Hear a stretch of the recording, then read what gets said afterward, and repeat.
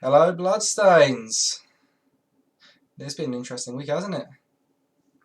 It has. Lots of good games actually. There's been hard to decide which one was the best, but I will obviously humble brag and say my game was the best. Yeah. Lots of dead rat. Lots of dead rats, well, injured rats, but Yeah. let's get into it. Right then. So, game one, Freddy's Nightmares versus Forgotten Fridge Raiders. So, a bit of an upset, as you can see on the score there. You know, they got a 1-0 to the Nightmares. So, in this game, in the first half, at the beginning, the Undead are getting the ball and they're coming up both flanks. So, the Ghoul gets the ball, it's down the other half, they're coming up on both flanks. On one flank, the Raiders are able to sort of mitigate and block him a bit and slow down the progress. But on the other flank, the Werewolf blitzes one of the Raiders off the pitch and completely opens that half for the Werewolf. He's like 3 squares into the other half. The Ghoul just runs up, hands off the ball to the Werewolf. The Werewolf just pelts it up the field. And Nurgle's not not the slowest team, but they just can't catch the wolf. But Matt does the right thing. He still moves them up. He makes it clear that the Nightmares aren't going to be able to score, and the Werewolf scores a touchdown quite early on, turn 4 or 5. So, you know, they kicks the ball up to the Raiders, and the Raiders just can't break through. You know, they're trudging down the field a bit. They get to the line of scrimmage to a point where Matt runs a Pestigore down into the other half. The Pestigore gets blitzed. And that was his only chance to score in that half. And so they go into the second half 1-0 to the Nightmares. It sounds like it's not quite over yet, though, to be honest, because they've Not- still got their drive. The Raiders have still got their drive, surely. Yes. So the ball gets kicked to the Raiders, and I think Barry gets a blitz. Oh boy. So, yeah. So he manages to punch a hole. Again, down up one flank, runs the Werewolf. A bit of a theme with the werewolves going on here. Runs it up, nearly up to, I think he marks the Pestigore that's the closest one to get the ball. And there's a lot of toing and froing at this point. So the Raiders have their go. He manages to knock the Werewolf off and pick up the ball. This sounds like we're past the highlight. No, we're about at the highlight. So the Pest has got the ball. The Undead are sort of bearing down on it.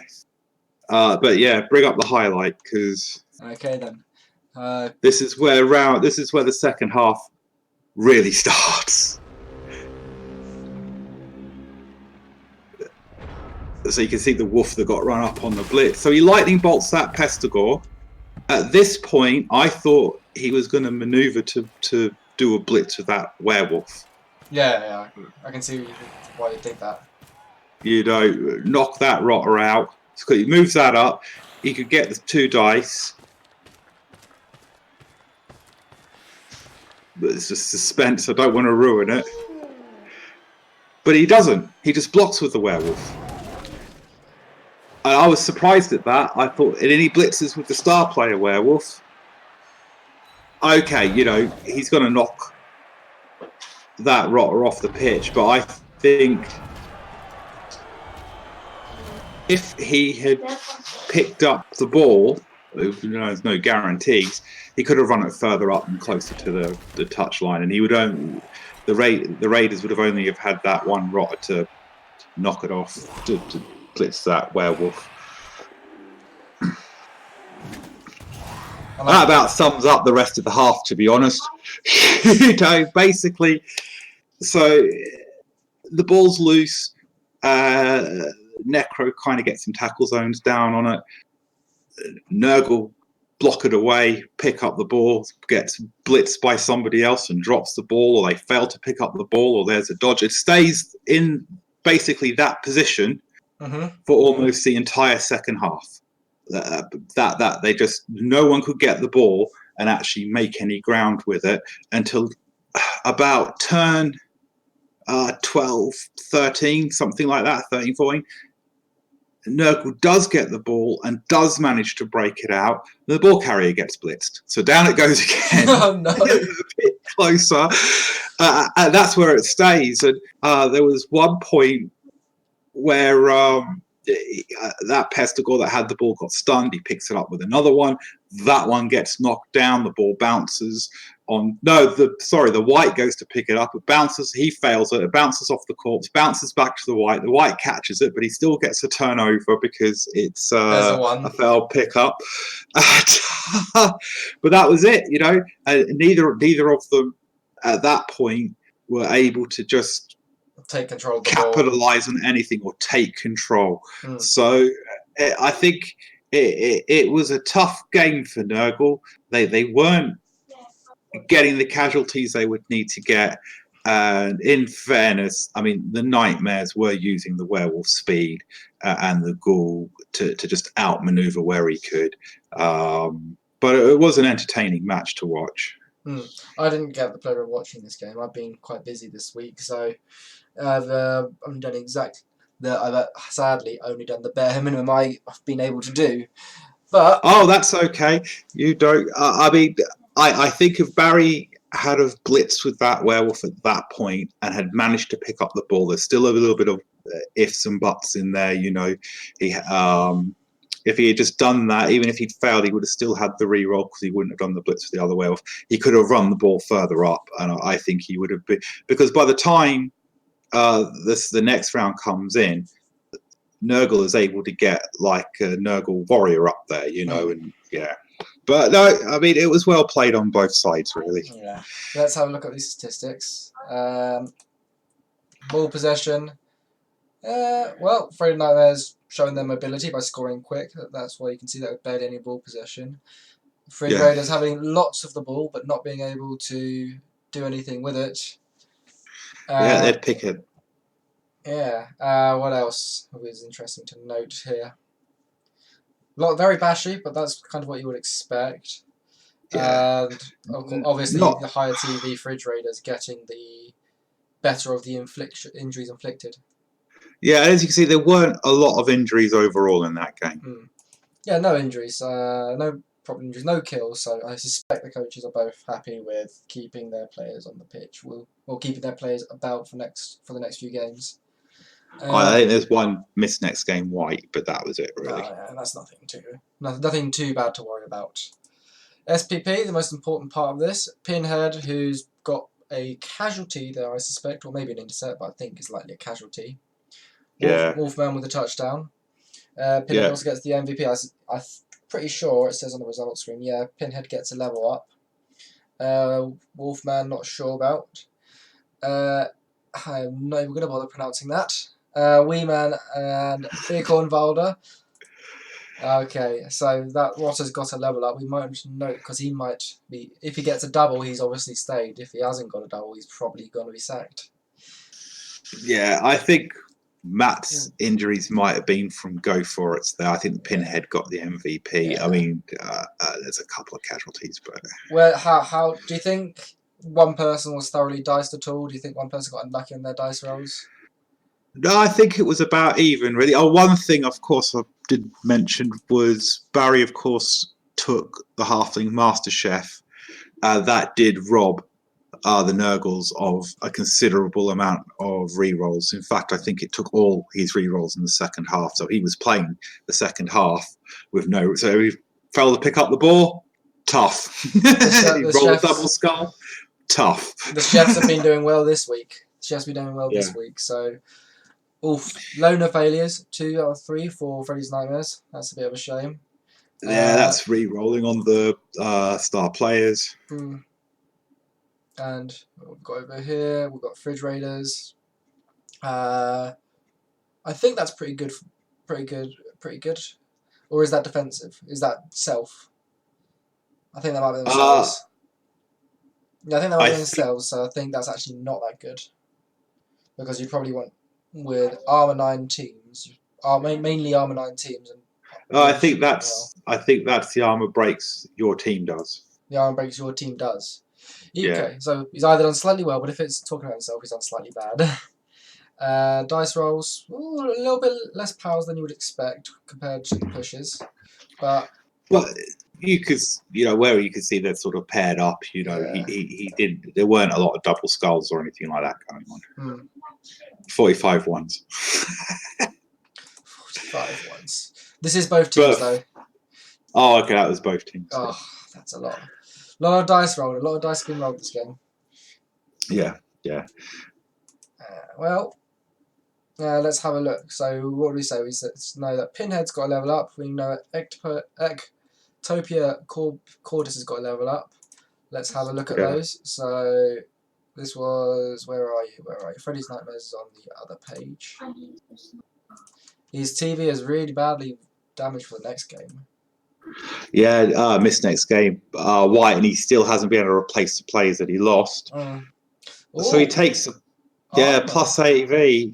Not wouldn't have been my choice. I probably would have even have not bothered with the move and just have gone for guard personally. But move probably would have been better. I know, if you have a look how much damage he's received in these two games, I think he kind of wants to keep his players on the pitch. I can see why after these two games he might want to keep going with the armor. Sort of a psychological effect going on there. Wolfman gets 3 SPP. You can see, no, we're not ready for a level up yet. Now we also want to find, where are you? I can't find you. There we are. There we are. Raiders. So we know he's got at least 1 level up, but the idea is, did he even keep it?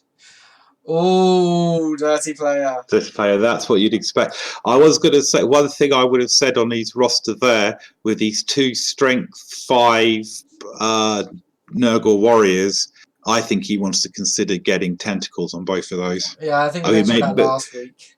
Because 3 players with tentacles will basically ruin. I think it overlaps as well. But anyway, yeah, he took dirty player, which is great for a rodder. Good choice. I'll be interested to see after he lost all those re-rolls whether it gets to him again and he ends up buying 4 or 5, because Matt does do that sometimes. Well, again, let's think. How much are their rerolls? The rerolls are... they're expensive. They are net 70k, so I probably would actually go for 3 coach assistants or cheerleaders instead of getting extra rerolls. Yeah. That might be something you might want to consider, but we'll see. We'll be rating the amount of cheerleaders as a pre-cat, but now, I'm not converted yet. Yeah. Now it's my first game to talk about. Yes. Grab 'em by the Ghoulies versus Commissioner Gibbs' Barmy Army. Phil versus Liam. Oh. Right then. What a game. All the games I had the pleasure of watching or partaking in were very interesting. So, Liam took a chef and 1 Bloodweiser, from what I could work out. Chorse received the ball and blitzed. Chorse received the ball, blitzed with precision, killing Jacob Rees-Mogg on turn 1. Great start. Good start, yeah. That's what you get if you're going to name your players after politicians, by the way, but anyway. I think Jacob Rees-Mogg was a good player as well. I think he might be... He was. Then we have Jacob Rees-Mogg, I believe, was a werewolf. I can't remember. Although Liam manages to blitz the ball carrier with a werewolf in return. But the ball centaur carrying it manages to stay on his feet, which is a bit of a shame. They spend the next few turns going blow for blow, no real movement on the ball. But the Chorfs come better off from these sort of exchanges. Liam gets the ball loose and manages to injure the ball carrier. Alistair is now injured. I can't remember what it was, but he's been injured. Bull Centaur. Phil spent the next few turns getting people around the ball and getting his hobgoblins free because the ball was on the ground. Lots of tackle zones around it from both players, really. Phil manages to pick the ball up with a gobbo but fails a GFI when he's trying to get the ball safe. And his only reroll he had this half, because of the Halfling Master Chief taking 2 away, fails him, and he snake eyes to go for it. Liam takes advantage of this, grabs the ball with a ghoul, and runs away. But not far away enough, so Phil manages to get the ball back with a blitz from one of his chorfs. He gets the ball safe with the ball centaur picking up and throwing it back, but it isn't caught. And the ball's just left in the centre of the pitch with no one really in scoring threat from both sides. And the half ends with Phil managing to intercept a throw with a chorf, which you love to see. Yes, yeah. Second half, dread insult to injury. From in the first half, where Phil manages to kill a player on his first turn, Phil manages to get a blitz. So Liam's been down, loses initiative in both halves, and the ball's kicked deep, but he doesn't get too much of an advantage from it. Liam gets the ball, but the dice don't really give him much of an advantage for it. But now we've got the clip. There we are. Let's go. Where are you? There you are. So as you can see, Liam's got the ball on the right hand side, and Phil comes down, gets a knockdown. Ball goes off the pitch.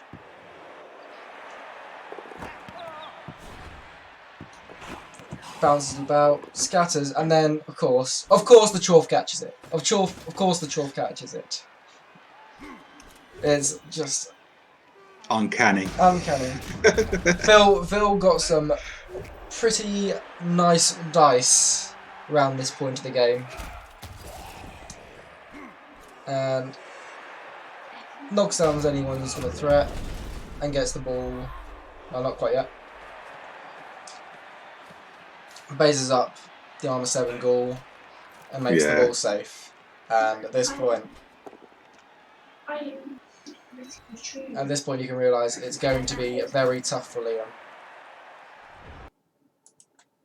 Especially after being so close in the first half. He got 3 squares away in the first half from a touchdown. But the second half starts to fall a bit downhill from here. But Liam does manage to base the ball carrier. But Phil chain pushes the ball carrier out of the cage. And makes the ball safe. Liam, as you can see, is down players there. It gets even worse. And Liam is forced to make some dubious tactical plays just because he's just down so many players. Phil just keeps making the ball safe and just slowly moves it up as the fat lady starts singing. Phil scores on the very last turn, which makes it 1-0 to the Barmy Army.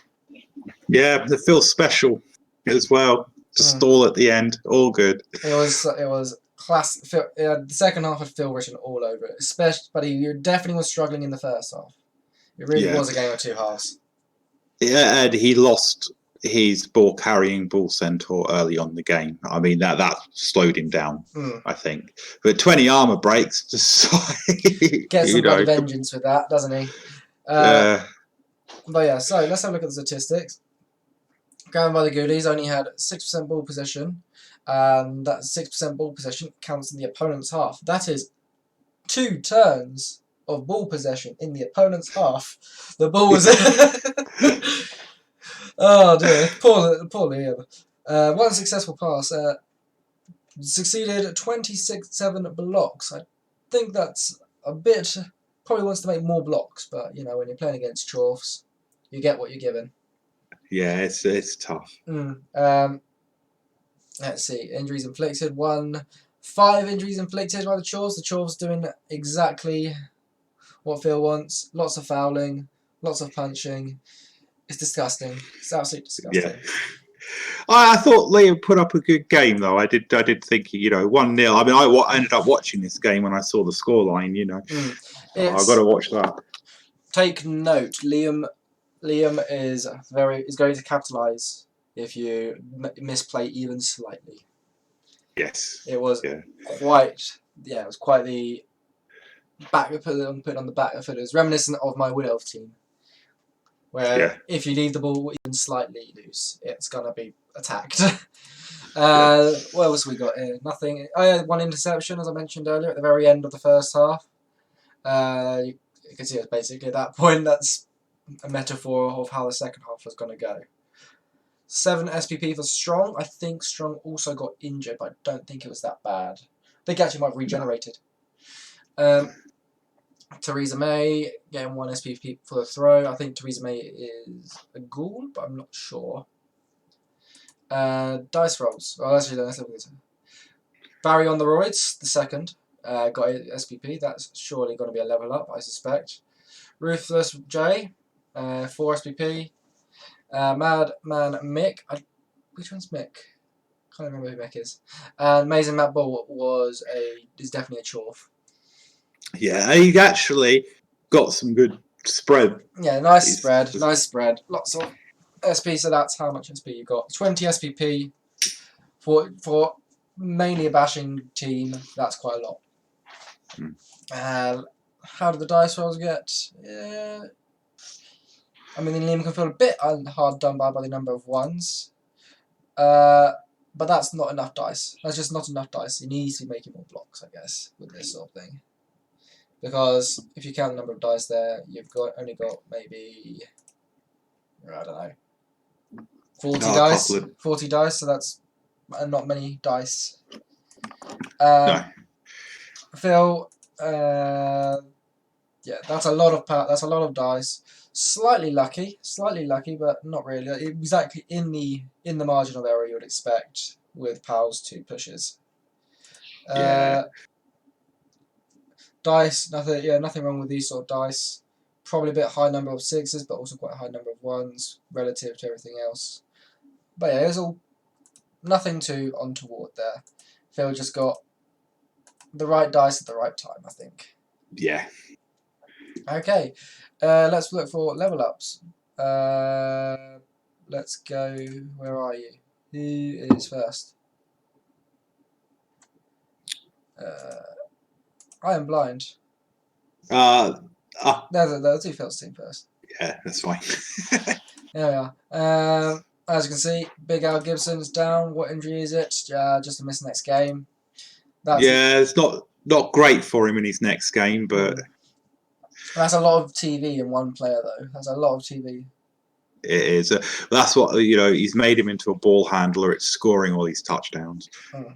So Barry on the roids hasn't got a level up because he was already he got 8 SPP, which means he was on 7.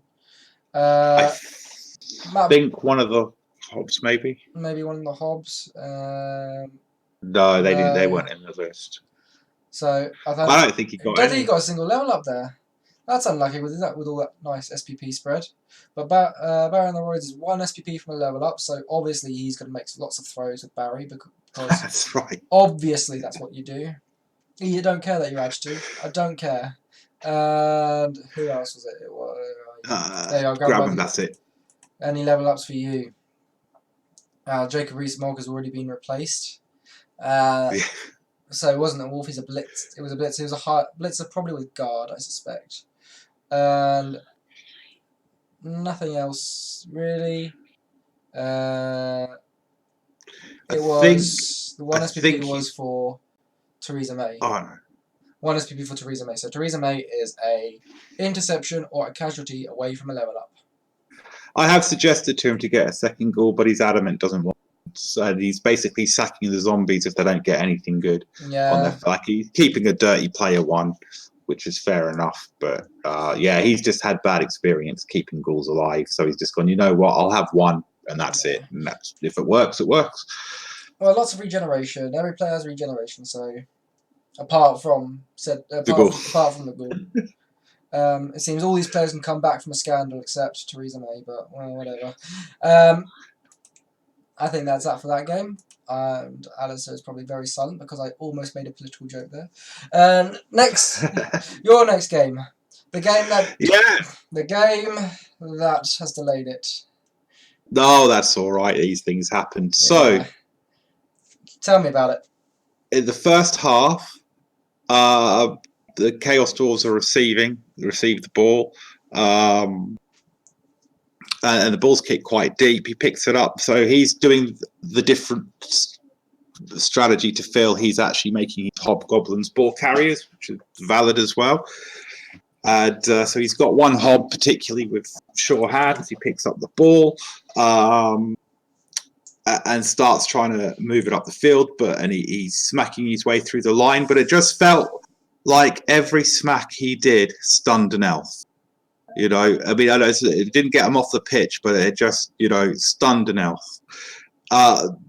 Chris is able to sort of get round the side a bit, dodges down, starts threatening the ball carrier. This is pretty standard for the game for Chris, unfortunately, was he'd roll a dodge roll, it would fail, he'd do a re-roll, and that would fail. Ugh. And then it would turn over. But so the Chaos Dwarves get the ball up to the line of scrimmage. He's able to start sort of trying to cage up. Chris drops a fireball down on it. I mean, there's like 4 Chaos Dwarf players there. The ball handler resists. A Chaos Dwarf resists. 2 more goes down. And he's just, he doesn't do anything for him, really. He's not really able to capitalize on that.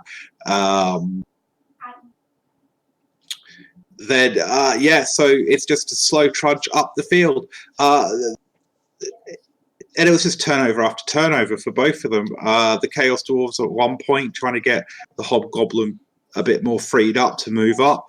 First move, hits with the Mino. The Mino rolls both down.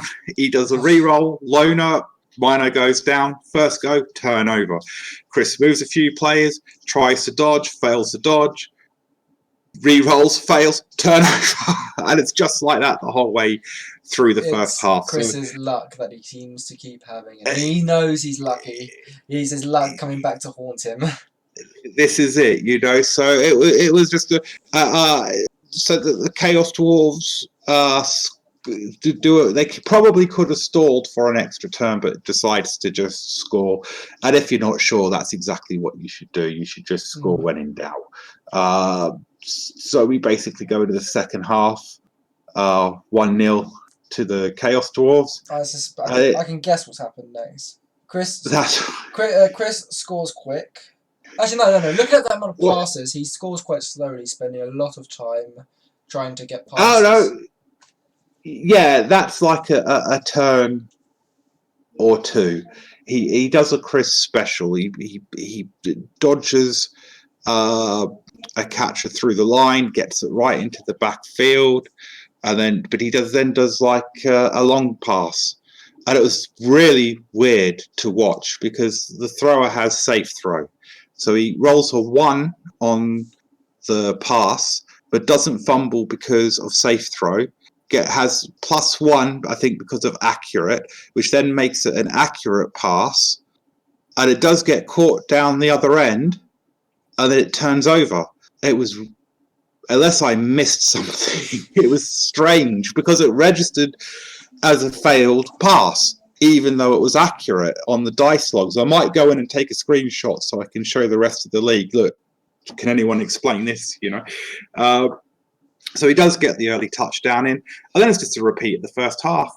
Every time the Chaos Dwarves hit an elf, the elf gets stunned. Every time the elves try any kind of elven maneuver, they fail their dodge rolls. And it was just another slow trudge up, and it was just a 2-1 victory to the Chaos Dwarves. Chris did the one big play. Chris starts injuring Chaos Dwarves in the second half. That was the interesting thing, but not quick enough to make a difference. So he injures one, then a couple of turns later he injures another one, and he injures a third one on like turn 15, 16.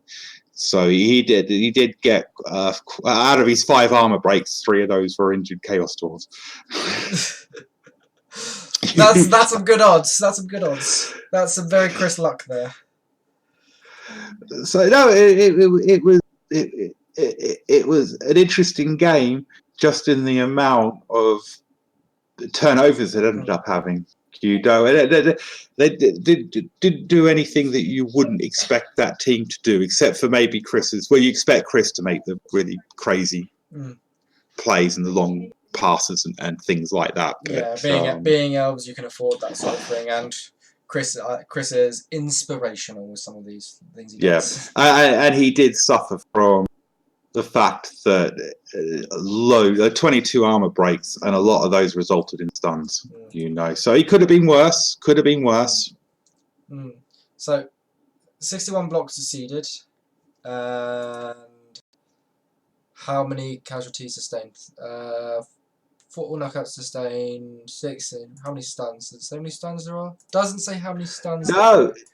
But let's work that sort of thing out. We're looking at armor rate, so we're looking at about 1/3 of our being armor breaks, and then again 1/3. So we're looking, yeah, that's about right. That's about right. But I mean, this is where these logs get confusing, because in the terminology of the game, those stuns are casualties. You've rolled a stun on, you know, on the casualty table. You've broken the armor. You know, it's the injuries that are the. But anyway, whatever. We all know this is all a bit janky. Yeah. Anyway, 61 blocks sustained. It's not good no matter who you are. You don't want everything said in that. No.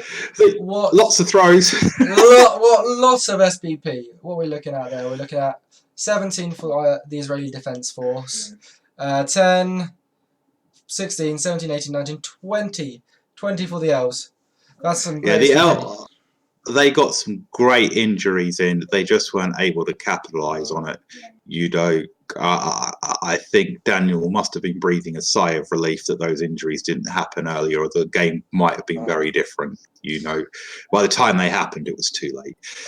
Well, that's some nice dice.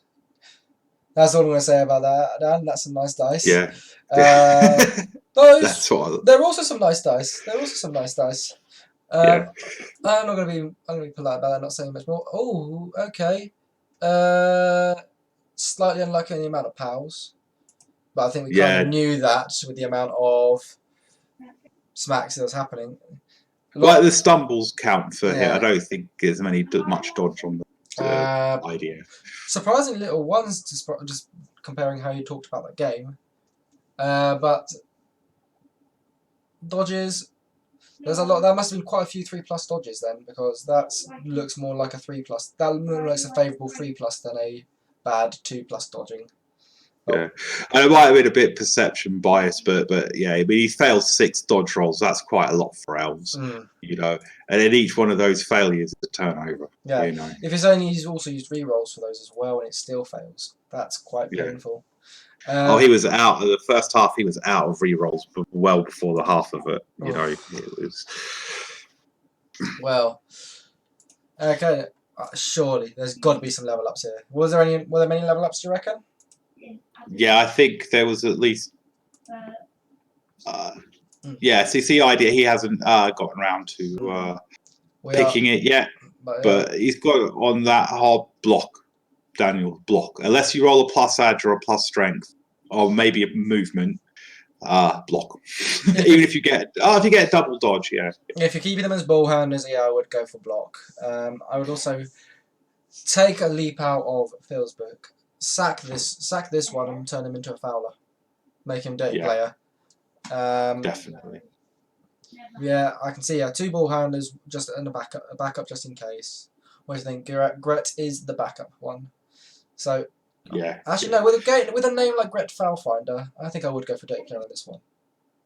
Just for the name. That's right. I'd be tempted to sack that injured one. I think he's got a niggling injury as well. Let's have a look. We're going to find out in a second. No, it's just a movement. Just a movement down, niggling injury, and a miss next game. Well, I think you're going to sack that one instead, actually. Though you could sack both him and the tackle one and still get 2 hobgoblins and still have some change. But it all depends on who you're playing next, really. And Chris, where are you? Snobby Snobs. That seems like lower TV than it was at the end of last game, but apparently not. What's he got? What's he gained? We're gonna have I to, think plus move on that lineman's new. yeah, I think that's new. I think Dauntless is new. Yeah, that's new. Yeah, remember there's a lot of ones, so a lot of people that are on 5 now could be on 6. So, um, yeah, I think that's the only two things that are new. Maybe Kick is new, but no, it can't be new. Yeah. Kick can't be new. Oh no, because Though Diving Catch, that's got to be new. That's got to be new. that's new as well. Yeah, Yeah. Diving Catch is definitely new. Maybe Block, probably not though. But Diving Catch definitely. This team look like it's coming together. I think I know what Chris is going for here. I'd probably go for 2 more catches, to be honest. Yeah, I think he needs 2 more catches. Assuming he can have 2 more catches. Can Hiles have 4 catches? Probably. Most of the other teams can have 4 catches. Yeah. Nothing untoward here. Probably going to start doing some throws with Alian, or however we're going to say that. Darmels with their stupid names. That's right. Probably want to make a couple of throws with this with Alian so he can get hit, dodge, tackle, maybe a mighty blow on a double, or guard. Or even trying to get him to get 1 touchdown, because it's not impossible with the Elsa to put a touchdown on whoever you want, you know. Yeah, I think the throws might be a little bit safer, but just a bit more time consuming. Again, it does depend on who you're playing. If you're playing one of the rat teams or the lizard teams, you might want to consider throwing him upfield as opposed to keeping him downfield. Alright then. That was that game. Hey, the game.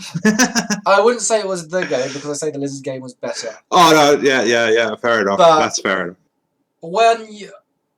When the armor breaks tell a story, the armor breaks tell a story, and the fact that what players are dead also tells a story. You both got the MVPs die. We're going to start with that. So we're going to start with the clip this time. Here we are. When it comes up. So yeah, it starts with a quick snap, which is very good considering Rob Top has a certain player that does love going for those 1-turn touchdowns. Yes.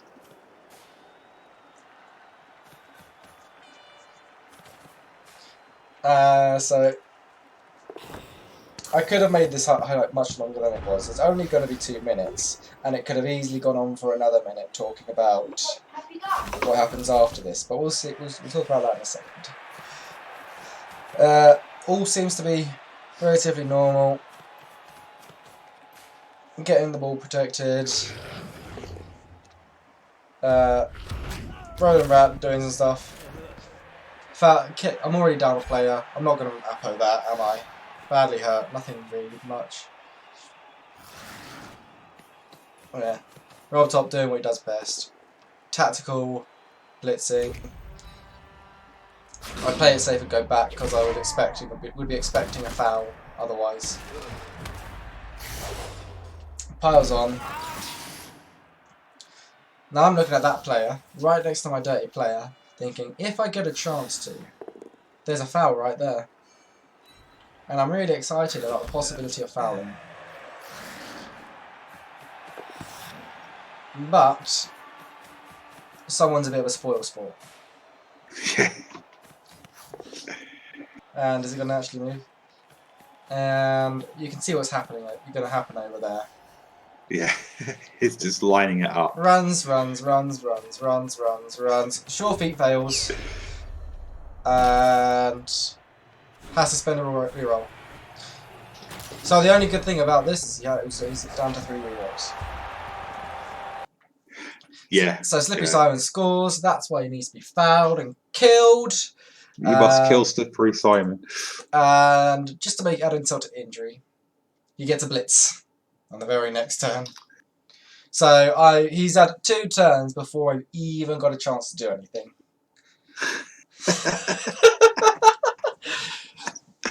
Which is exactly what you want against Rat, yeah. Great opportunity. But he does choose to keep Slippery Simon on the pitch because I think Slippery Simon tries to catch the ball. Slippery Simon does catch the ball. Slippery Simon gets knocked down. Slippery Simon gets fouled. Slippery Simon is off the pitch. I get the ball and I start a slow drive, making fouls along the way. I cage up, and every time he breaks my cage a couple of times, but doesn't get the ball carried down, and I'm able to just I use my wizard poorly. I'll say that because I got the wizard rules mixed up with the bomb rules, and I only stunned one player. I think I only knocked out one player. But the end game is Dirty Player does exactly what it did against Liam in the final last year, and it just does its job, does its job, and stays on the pitch, which is always a bonus. I didn't get a bribe this game, which was probably risky, but it did pay off in the end. So at the end of I score at the end of the first half, and I then spend the second half doing the exact same thing as I did in the first half. I can't remember when Luis Figo got killed. I think he might have got killed. He could have been killed on the second turn, but he could have been killed at any point. I know. I think you killed him actually quite late into the second half. Because I watched this, I think it was a foul, and was it? Yeah, I'm pretty certain it was a foul, but it was like turn 14. It was. Roland Rat was when Roland Rat was knocked off the pitch, killed. Roland Rat was fouled with 3 or 4 tackle zones on a dirty player, and it was death into strength down. So Rob Top just saved his time by just killing him. Yeah, just kill him. He was actually thinking of sacking him as well. He said it during the chat when he was talking to me during the match, which makes sense because he doesn't provide what the rest of the team provides. I understand why. No. I can see why you'd keep him. I think 2 doubles. Yeah, 2 doubles. Some Skaven coaches would keep him, but some people would say it's just bloat. Yeah, the decision has been made for him now anyway. Yeah, decision was made for him, so he didn't need to make it. I spoke to him after the game when he's not replacing him. He says, I mean, that could change, but at the moment he says he's not getting another Rat Ogre. I probably would have another Rat Ogre, but, it's not my team, so... Yeah. Statistics. So, yeah, to score a touchdown with 0% ball possession, eh? That's the beauty of the one-turn touchdown, guys. The beauty of it. 4 injuries inflicted, so we can see what's happening here. I'm breaking more armors, but I'm not getting as many injuries because Mighty Blow is a thing. Again, we'll both get 1 kill. 136 yards of running. That's very good Orc numbers. You don't really expect those sort of numbers with Elven Union. You expect lots of passing yardage instead of lots of running yardage. I think one comment I'll make on your first half, I think you played it a lot more cautious, and I think you made the right decision when you got Angry Joe off the pitch and his main killer, it was KO'd. I could see that you were like, I don't need to score 10 touchdowns and get these players back. I need to. Yeah, I think you made the right decision. I remember that I was being very cautious and just getting a player advantage and trying to keep for that player advantage for as long as possible. I remember we ended the first half with like 4 players, something like that. Yeah, that was the first game that those rats had that happen to them, which is unusual, and it's ironic it ended up being inflicted by Elf Union, but you did it. It's a case study on how to beat the rats, I guess. Yeah. Lots of SPP. I think I might, looking at those numbers, I think the rats might out SPP me here. Actually, no, they've almost definitely out SPP'd me here. 12, 14, 16. I'm going to be proven wrong. 17 here, I think. 15, 16, 17, 18. 18 SPP to 16 SPP. So just out SPP'd. Quite a little for the elves, but quite a few for elves. But, when you're having to play that cautious against one of the scary teams and a team that was looking like the favourites at the start of the league, along with a certain Chorf team, that's right. You can understand playing cautiously. Yeah. First time I looked at the dice rolls. Ever the gentleman, Rob Top never mentioned the 41s. That's a bit unlucky. Just a bit. Just a bit unlucky. What else? Only one leap the whole game. That shows that you knocked out Slippery Simon pretty quick. Slippery Simon was knocked out on my turn 1. Bear in mind, Slippery Simon already had 2 turns before my turn 1. He might have came back in the second half, but I'm not quite sure. No, he was injured. So he didn't come back at all. I think Slippery Simon wanted to get him off. But that's a nice ratio on this side of the dice. That's a nice ratio. My side, quite a lot of powers, quite a lot of block dice, but other than that, so I've been slightly favourable block dice. And that's probably just about considered lucky. So slightly lucky. I'm slightly lucky on my dice. But when you have the idea, I think I played the game tactically right regardless. Yeah, definitely. So level ups, I might have got a level up. I think, and I can't remember because I think it was Tuesday they played this game.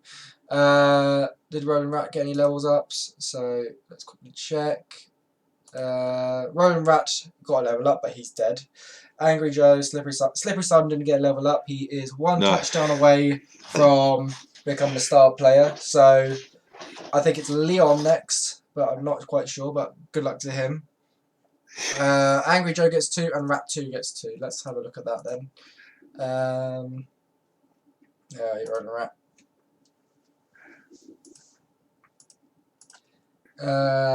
Rat 2. No. What was it on Rat 4? Or was it Angry Joe? It was Angry Joe.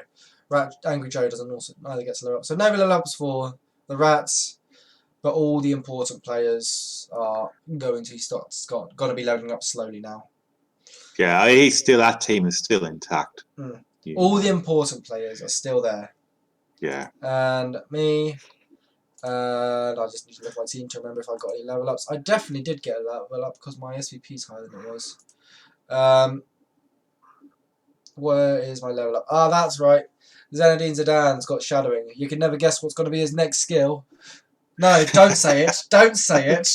No, I won't. His next skill's going to be dead. But yeah. Mind you, again, I talked to Rob Toll after, but you losing a catch, not great, but he hadn't leveled up. But you've already replaced him, I think, and you're in no worse position than you were in anyway. So no worse position. Luis Figo the third is what we're at now. We should be at Ivan Helguera the second, but that doesn't matter too much. Yeah. So I think I think I got away with murder there, but I think I was always getting away with murder the way I was playing. So yeah. Well, you're an elf coach. That's what you do. You get away with murder. Now your game, Alistair. I'm not going to say anything. I'm just going to grab my phone because Willem has quite a few messages that he wants me to tell you. Okay. No, I've already got my phone here. So, yeah, because Willem was messaging me after this match. I got a few messages from him too. Yeah. It's all good. He got a bit. Sorry. Willem was not happy. No. Let's put it this way. What's the highlight of these messages? So I got something like 10, 15 messages. My response to him is, Nuffle is sometimes a bitch. It really is. That's just the way it goes. I mean, he did get diced. I don't want to take that away from him. He did get diced a bit in this game. As you'll see in a second, in fact. So, I kicked to the elves. And he grabs the ball, and he's coming down a flank. It looks like he's going to actually make some quite good progress. And I sort of set up a screen because I try not to base too much with the Zons all the time because of their AB7. And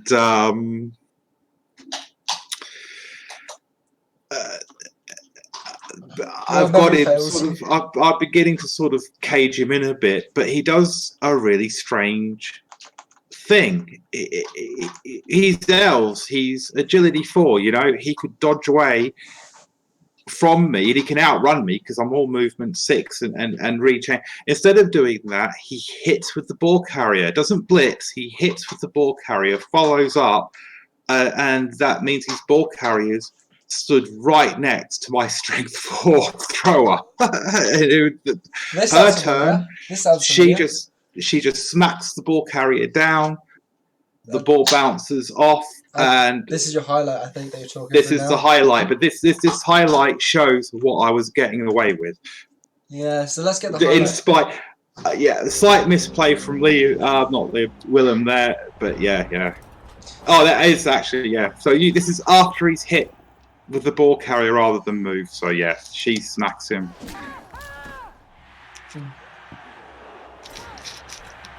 Yeah, that's it. I probably would have picked a different player to go for that punch. I feel you could have done something, something slightly differently there, but each their own. I actually realised that while I'm playing, which is why I end up doing the move that I do. I could have made my life a lot easier.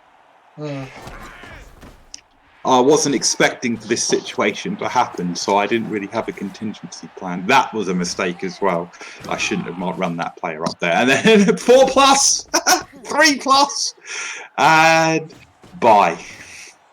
Well, 4+, that's a 75% success chance, and if you succeed that 75%, if you're going to use your team reroll, you're looking at 80 something percent chance for the second dodge. Yeah, I mean that was still a bit of a BS play. Then he does manage to blitz the blitzer, but doesn't get the blitzer down. Blitzer dodges away and just scores. And that happened. If I'm not, I didn't even have to use a reroll because he commented on it until like turn 7. He's like, "Oh, you can fail dice rolls." I'm like, "Well, I have to reroll." Oh dear. I was like, "Yeah." But so he at one point he makes it a pass with a safe thrower,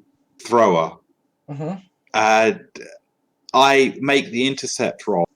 I roll a 6 and he rolls a 1 because with safe throws it's not as easy to intercept.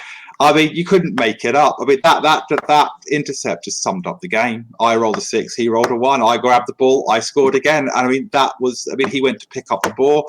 He failed to pick up the ball. I'd run the team past, get there, grab the ball, and score. I mean, it was just like, yeah, he did get a bit diced. He did get a little bit diced that game. Willem's most successful season in any sort of Blood Bowl was a tabletop season with some Chaos Dwarves. Not Chaos Dwarves, just normal Dwarves. He should have got to the final, but he was unable to go play in the final. So the person who he happened to beat, which happened to be me, he pitch cleared me. In a league when no one could beat me, Willem beat me. He should have been playing Rob Top in the final of that league, but he just couldn't. He just wasn't able to get there. Wasn't able to get there because he had to move. So I ended up playing for him. I ended up playing instead. But yeah, he should have won. He's a bash coach, and I think he's trying something different. Oh, that's good. It's good to see, step outside your comfort zone. I mean, elves are a competitive team. Like I said, he only really made one, I would have said, one mistake. Misplay. He was just very basically, unlucky. Yeah. I think having been a bash coach with slower teams, you have to get used to your faster elf teams that you don't have to commit to one direction. If I'm playing your elves or Rob's Skaven, it doesn't matter which side of the pitch you look like you're going down. That means nothing to you people. That you can change direction in a second. I know you can. You'll do it as well if you have to. So I have to cover everything, So that was it. But that was the only one. I mean, I had 2 intercepts in that game. He did kill a line woman. He did kill one of my players, but a non-leveled up line. He was shocked because I didn't pocket. He's like, I didn't pocket that. Oh no, there's no skills, nothing. I'm not pocketing that. He can die. She can die. If you kill one of my blitzers, I'll pocket, but not this. But so yeah, he got a bit diced. Glad to see a humbling victory. Lots of running yards. Oh, only one interception. I thought it was two. Anyway, so. Lots of running yards. Barely any passing yards. Not many running yards. Quite a lot of passing yards. Yeah, not many blocks this game compared to some of the other games. I think this might be the lowest, but it might also be the second lowest if the Elf Skaven game was quite low. See, this is weird. That's showing 0 kills inflicted on both sides, but he definitely killed a line woman because I replaced her anyway. Yeah, like we said. Let's have a look at this. Interceptions. It's normally a 5 or a 6. It's cruel. Let's have a look at this. So we're looking at 24 SPP for Lustria Headhunters. Considering you scored 4, that's kind of what you're expecting. Yeah, a couple of casualties on both sides, but nothing except for the death, nothing too permanent. Let's have a look at the dice roll and let's see how bad it truly is. So, 23 6s. Yep. 9 ones. Yeah, you should be apologising. How dare you roll so well? How dare you? And it's me as well. You know, it's like I usually keep quiet, but I'm considered by other coaches to be the most unlucky coach in the league, and sometimes it just pulls off. You know, that seems to be slightly favourable. Actually, no, that's slightly favourable, but on the pals. Let's have a look at this side. Again, the block dice, they seem to be a bit reasonable, but let's have a look at this. It's not even that bad. It's just you rolled well. He didn't roll bad. You just rolled well. I just rolled really well. Yeah. 23 6s. It felt like perception bias, but it did feel like even for me that I just didn't fail anything. Everything I wanted to do, I just did. Commissioner privileges. Commissioner privileges. Yes, he's fireball. He dropped it at the right time. It just didn't do very much when he dropped it. He did drop it at the right time. You know. Oh, God. Poor Willem. Hard done by, and I believe he can feel hard done by and deservedly so. But what level it could have been. What level up's Jet? Let's get into that. Yeah, it could have been worse though. He didn't lose anything permanent. You know, his team's still intact. Anyway, right? Yeah, I'm the first one. What did you get level ups wise? Oh, I'm not sure. I can bring it up, and I'll probably recognise it when it comes up. Yeah, the Blitzer finally got the first level up, and she gets guard almost immediately. I think she was the only one that got a level up this game. I might have been considered to go for Mighty Blow, since Mighty Blow is going to give you more SPP progression, but she's getting it next. Well, that's what she'll get it. Mighty Blow first, then maybe tackle, then guard. We've already got 3 guard. I mean, it is absolutely valid to have done that. It's just playing Nurgle next and things like that. Yeah. I just sort of went, but no, what you're saying is valid. And after our conversation in the last recap, everyone's surprised I don't take a catcher, and I said, I might take one if a line dies, and then a line died. I thought, well, that's a sign then. I'll try a catcher. Well, let's see. It's very useful for those players that get, let's say, our CPay gets the MVP next game, but nothing else. That's great, because what you can do, you can leave a CPay in the backfield the first half of your first drive, have her pick up the ball, throw it to your catcher. Your catcher's got a free reroll, so that's one less reroll option you're going to have to make. Exactly, you know. And to be fair, even with your Edge 4 thrower, that might be worth throwing to that one instead. Yeah, your team still looks scary. I feel like I had more tackle last season. Oh, I've lost a couple of tackle players over the course. Not this season yet, but yeah, I think I'd lost 2 by the time I got to you, or something like that. And now let's have a look at the Leviathans, who are still at 1,000 TV, but this time it's a slightly different 1,000 TV, as Willithan is down. That was last game, so I suspect. Where is the TV coming from? Didn't get any level ups, but he's in not a bad position to level up some of those players in the next couple of games. You know. Yeah, as I was saying, the advice I just said to you, the Heart of the Star, leave Heart of the Star in the backfield of your first drive, picks the ball up, instantly throws it to one of your catchers. Whoop-de-doo, you got yourself a level up. That's it. Then probably hand off to your thrower and then just play a normal half. after Yeah. that. Yeah, there's again, it's a young team. It's a young team. There's still lots of things that's going to happen. Obviously, we're going to be saving up for another team re-roll. So let's hope he gets a bit of luck in his next game. Oh wait, he's playing me. Good luck with that. Ignore everything I said. Actually, no. Do what I just said. Do exactly what I just said. And let's go to the final game. I missed the first half of this game, but I had the privilege of being in a Discord chat with both of these two and a couple of other of our mates watching this match. It was quite funny how everything was going. Everything had a bit of a camaraderie element, the sort of thing that you have on tabletop in this game, because of how we're all there. Well, I we're all will failing say, together.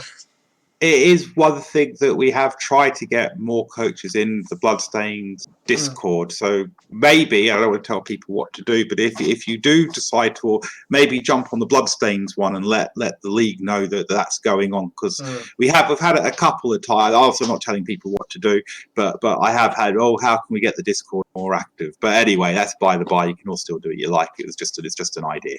Yeah. Anyway. It was quite the game, and I quite frankly think this game was better than the game against me and Rob Top, because this game, we have two upsets, but this was such an upset, because the first I think we both said that Leon was going to win it. You said 2-0 and I said 3-0, and Ken to come out with this. It's quite the thing. I did watch this, but I'll let you tell them. So, Ken receives in the first half, knocks out Saurus straight away. Great start. Safely collects the ball. Leon puts a bit of pressure on the ball, but Ken rushes through with a handoff and sends 3 skinks down to Leon's backfield with the ball. Leon puts pressure on the ball carrier but fails to blitz down the skink. And then wants to apply more tackle zones but fails a dodge. This becomes a theme. Ken does a few bashes before going for a simple touchdown on turn 3. It's Leon's drive, chooses not to pick the ball up but does make it safe, wanting to do a bit of bashing wanting to leave a player upfield to do a bit more bashing.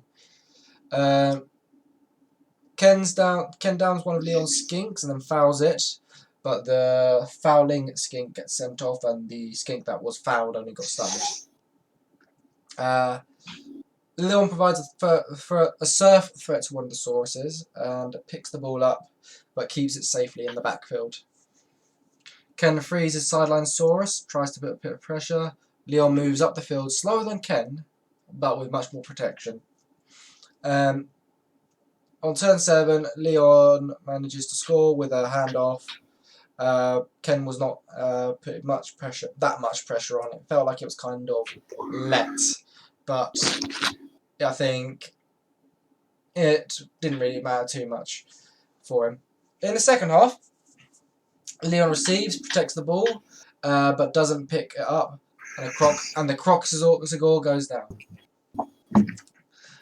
Ken blitzes the ball, protecting the skink. Sorry, the skink protecting the ball, and then it goes in to pick it up with another skink of Loner, but fails to pick up. Rerolls, Loner fails. Leon recovers, bringing protection to the ball again with a Saurus, but fails to dodge. Skink fails to dodge when he's trying to pick up the ball. They exchange blows for a few turns. Leon yet again fails a dodge and to pick up the ball. Leon scoops the ball up but fails to get it safe. Leon serves the ball carrier, but it doesn't bounce favourably for him.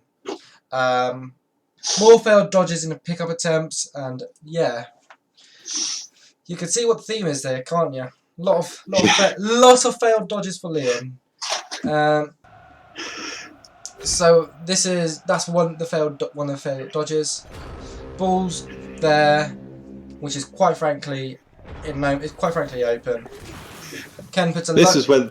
This is the second So- touchdown. Ken puts a loner skink on there and just goes for a nice, quick, simple touchdown.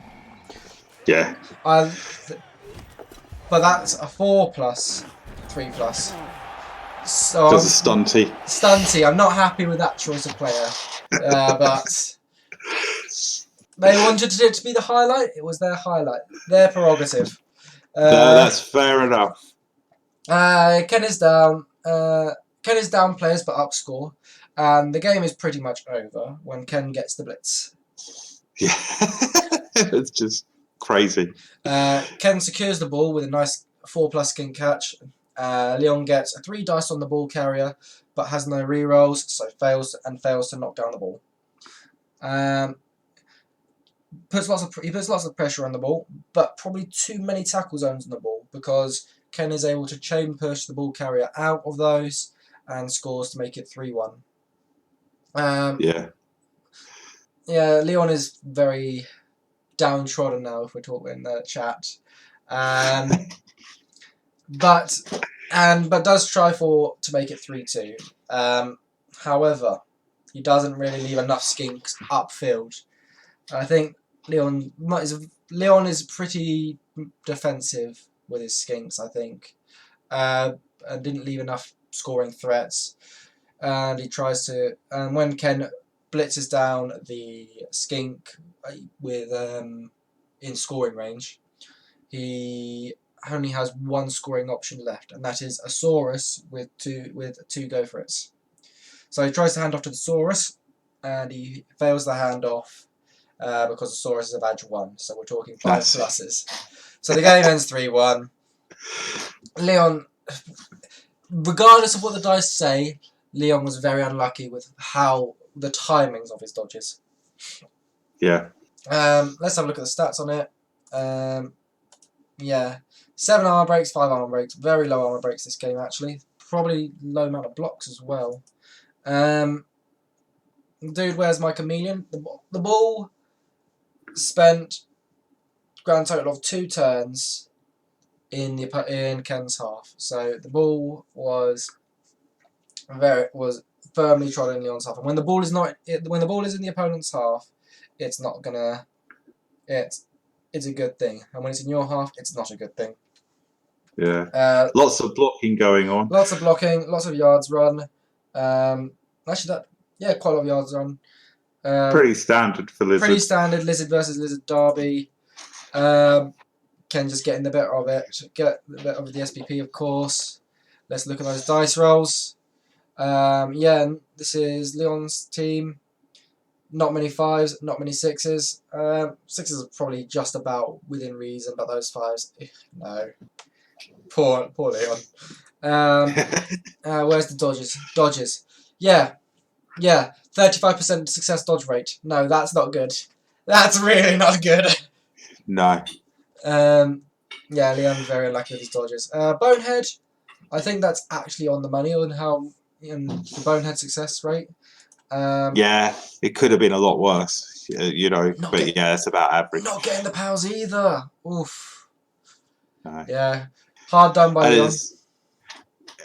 Not many both downs, but I think one thing that this game I hopefully showed them both is you need block on those Sauruses ASAP because I noticed a lot of both, Skull and are both down and all of it in a re-roll and then having to take a both down again, and it was Well, what have we got here? We've got higher than average pals. Actually, that is, looking at that with the low amount of blocks done, that's quite a high amount of pals. And the dice, lots of 3s, but 3s are generally good enough for skinks. Quite a few, quite low. Yeah, these are quite good numbers, and they're within the bell curve. Apart from those ones are a bit low. 1s and 2s are low, and 1 loner failure, which is with the sample size so small, that's irrelevant. Wake up from KO within reason considering the numbers. Dodges about where you expect them. Armor, that's quite low. That's quite a low number. You want a bit better than that. But regardless, lots of SPP. Hopefully, there's some level ups here. Yeah, I had a go at Ken. I had a go at Ken because instead of taking the Apo, he induced an apothecary. Ah, right. So I thought he bought it. that's how he got his apothecary for this game. But I think he's now purchased one. But we'll check whichever team's first. Where are you? Actually, well, that wasn't. Considering that wasn't perhaps a bad choice. He got a free apoc for that game, and he's managed to replace the Dosaurus as well as get the apothecary. Yeah, I mean, it looks like it kind of worked, really. But like you said, I mean, if he had his own apothecary, then that 100k could have been something else, obviously. Yeah, well, still no level ups, and his players are going to die very quickly because they don't have names. That's right. Well, I'm not. He's got that Saurus with the niggling. If I was Ken at this point, I would probably. He's only got 20k. See how it goes. Yeah. Maybe get the Crocs, but I would get rid of that Saurus after the Crocs because it's still early days. I mean, you don't. If you can replace it with one without a niggling injury, but let's see what happens. If it levels up and gets block, maybe keep it. But keep him. Yeah, I think keep him. He's not. It's not really sackable, especially with niggling injury is not at this point. Not that bad because you're armor 9. If you're an armor 7, sack a niggling injury instantly. Actually, niggling injury players tend to take care of themselves eventually. Yeah. Anyway. I mean, yeah, he's going to be on the line. He's going to be on the line. Just keep him there. Let him do his job.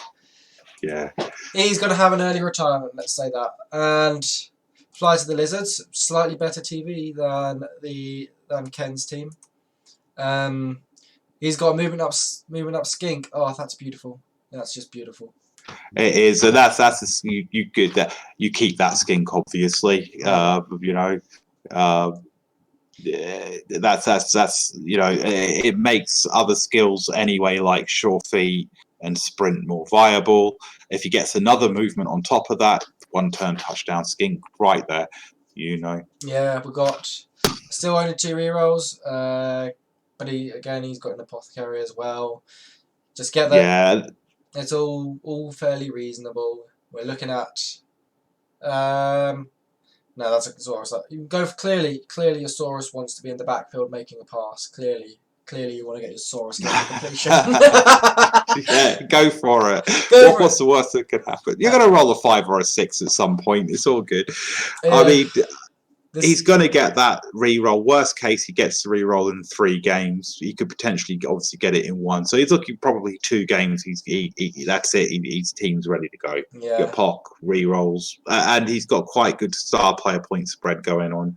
Some of those Sauruses are going to level up within the next couple of games as well, I should think. No new skills, but quite an important movement up there. Oops, gone back a bit too far there. So that's this week's games. Let's go look at next week's games. So the games that are coming up, which have to be played by Thursday, guys. Yeah, it has to be. I can't do that. I can only do the recap Friday in the day. So if you're not played by then you don't get it into the recap anyway. Yeah. So let's go on how we did on this week's predictions. We did pretty bad. Yeah, a lot of upsets. Yeah. The first one, Freddy's Nightmares. Neither of us predicted Freddy's Nightmares to win. But sometimes upsets happen, and yeah, well done, Barry. Yeah. Run by the Ghoulies versus Commission Gives Bark the Army. We both went for a 2-1 win. Yeah, being 1-0. Within margin of error, but exactly expected. Also, neither of us said Chris would win this. Neither of us said we both said. Well, you said Chris would win this game. I said it would be a draw. And neither of us said that Dan was going to win it. Good win for Dan. Yeah, definitely. Wouldn't say that was an upset, but because this game was a close game anyway, I think we both said it was going to be close. Yeah, definitely. One of the game that was supposed to be the highlight of the week, Rolling Rat versus As Requested. Both you said I would win. I said it'd be a draw, but you said it was going to be much higher scoring than it was, and I played along. Yeah. I had to play along with it just just so Rob Top didn't expect me to go for a stall out there. Well, you are beginning to play a bit more cautiously than you used to. That's not a bad thing, and the way you were playing before was working. But either way works. So I thought you would run in more touchdowns than you. But I think you did the right thing, incidentally. So you know. We both said that you would win against Willem. You said it would only be 2-1. I said it would be 3-1. Again, Willem got diced, and it became 4-0. So, and both of us predicted Leon would win the game, Flight of the Lizards. So we did pretty badly this week.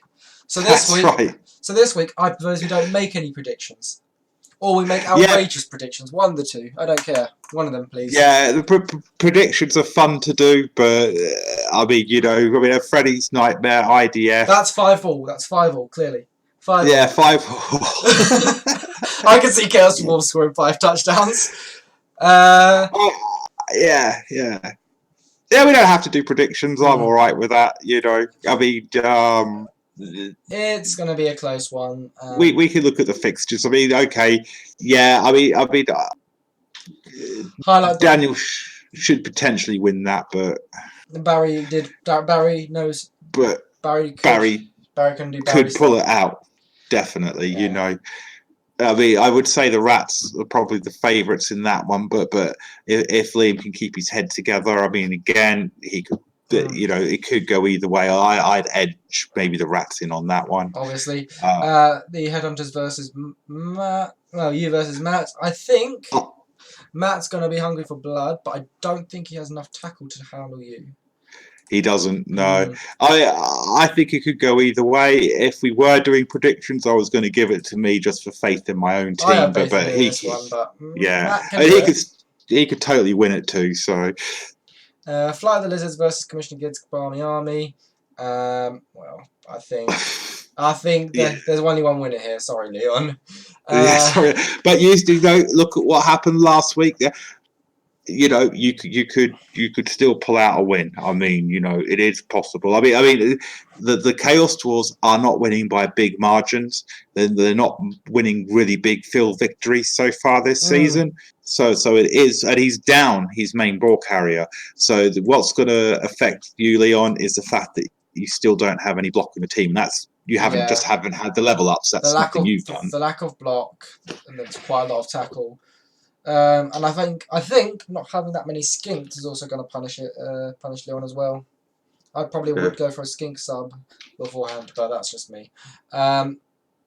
So if Ken plays like he did last week, then 8-0 to Ken.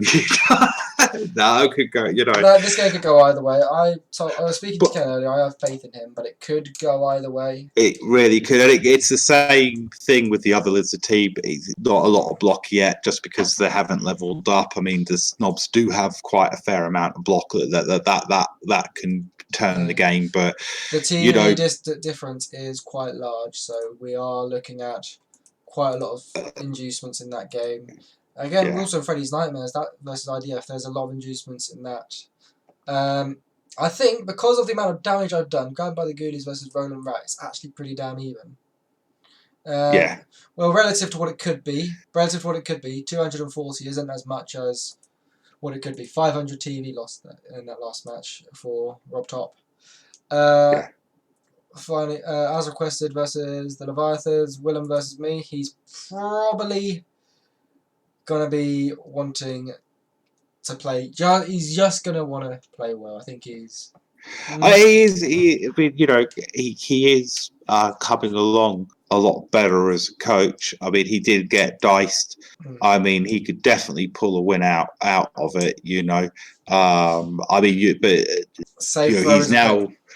You're always going to be considered probably the best elf coach in the league. Yeah. I know. Chris beat me with elves. The only time I've been out elfed was by Chris when I was playing Wood Elves in a side league. So, I don't get me wrong. Matt's Elf Union did really well as well, and sometimes it's by a smaller margin, but overall you are considered the better elf coach, and that don't let that discourage you, Willem. You only get there by playing and learning and playing some more of it, and you could still 700 TV. 700 You TV. could outbash the Elf Union team. It's possible. 700 TV. I'm thinking bribes, wizards, do everything you can. Everything. Everything. You've got you. This is a margin, and this is a team that's ripe for getting the shit kicked out of them. I think. But yeah,